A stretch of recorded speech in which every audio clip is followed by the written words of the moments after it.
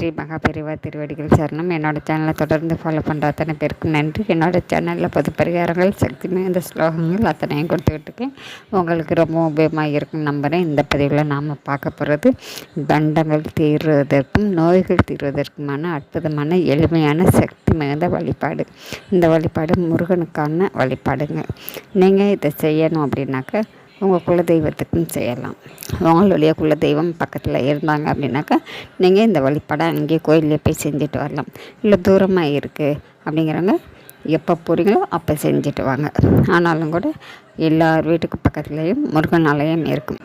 அந்த ஆலயத்தில் மாதந்தோறும் வரக்கூடிய இந்த கிருத்திகை நாளில் நீங்கள் செய்ய வேண்டியது என்னன்னு பார்த்தீங்கன்னாக்கா மாவிளக்கு தீபம், அதாவது நமக்கு வரக்கூடிய கண்டங்களை நோய்களை தீர்க்கக்கூடிய மாவிளக்கு தீபம் நீங்கள் முருகன் ஆலயத்தில் போய் போட்டுட்டு உங்கள் வீட்டில் இருக்கவங்க எல்லாருடைய பேர்லேயும் நீங்கள் அர்ச்சனை செஞ்சுட்டு வரலாம். அப்படி இல்லைனாக்கா யாருக்கு உடல்நிலை சரியில்லையோ அவங்களுக்கு சரியாகணும் அப்படின்னு சொல்லி மனசார வேண்டிக்கிட்டு கண்டம் அவங்களுக்கு வர வேண்டிய கண்டம் நோய்கள் அத்தனையும் தீரணும்னு சொல்லி மனசார வேண்டிக்கிட்டு முருகப்பெருமானுக்கு அர்ச்சனை பண்ணி நீங்கள் விளக்கேற்றிட்டு வரலாம்.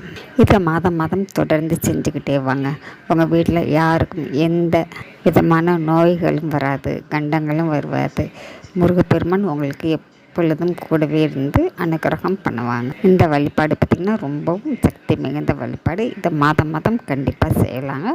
குலதெய்வம் பக்கத்தில் இருந்தாங்கன்னா அவங்களுக்கு போய் செய்யுங்க. அப்படி இல்லாதவங்க நீங்கள் முருகப்பெருமானுக்கு இதை தொடர்ந்து செஞ்சுக்கிட்டே வாங்க. அற்புதமான வழிபாடு, உங்களுக்கு உடனடியாக பலன் கொடுக்கக்கூடியதும் இந்த வழிபாடு. செஞ்சுத்தான் பாருங்கள். நம்ம அடுத்த பதிவில் பார்க்கலாம்.